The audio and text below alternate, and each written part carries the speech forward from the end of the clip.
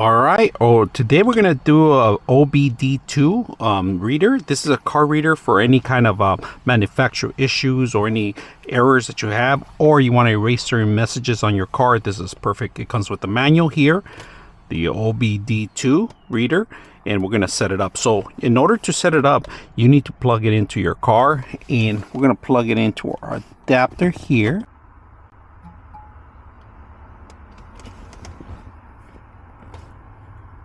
And then you do need to turn on the car in order to run the application. So let's go ahead and do that.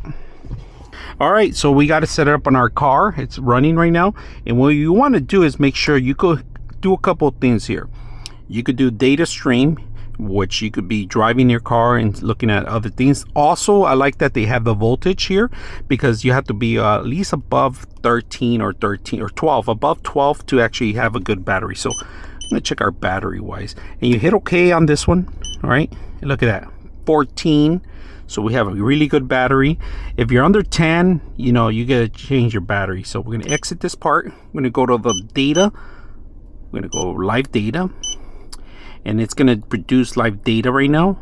And then we're gonna be able to view the data, and here we're able to see the live data on your vehicle, which is great.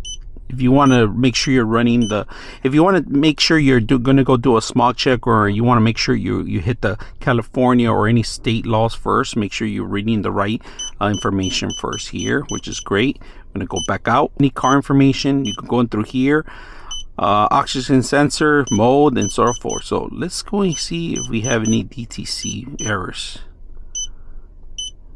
It's going to read any code, no codes, so we don't have anything in our car. But if you had car errors, it will show up in here, and they will show up in there. So let's go ahead and clear. You go clear them out here. You could clear the DT errors.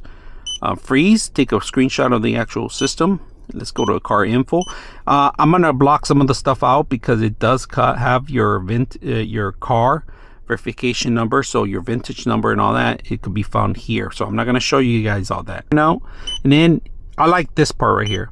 This is in case you do get an error. You can always come in here and find out what the error means. All right, and of course you got your setup. On your setup, you change your different units. If you're in a different country, you're going to change your measurements and so forth. All right, beeping sounds that we're changing toning, you could change that on that. So if you're going to buy a new vehicle and from a used dealership, I recommend you plug one of these in.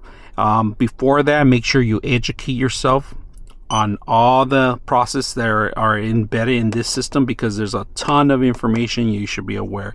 Like I said, if you do get a readout, this one will actually look it up, and here's you actually put your part readout, and from here it'll give you information of what it means. It might be something simple as changing a fuse and so forth. So very simple. This whole thing comes in handy. Buttons are easy to access, very convenient, very small and simple to use. The scanner does not require any kind of power. It uses the power from the actual vehicle. So it does require power, but it uses the power from the vehicle, right? So that's one thing I like about it. Very handy, easy to move around with you. Manuals included if you want to learn more about it. Everything's in here, how to turn it on, how to turn on the sensors, and so forth, and where to plug it in. We just plugged it in one of the sensor areas. But this is very simple, out of the shelf. Anybody can understand this stuff, especially if you're new to the actual car. This is something you should be familiar. So I hope you guys enjoy the video.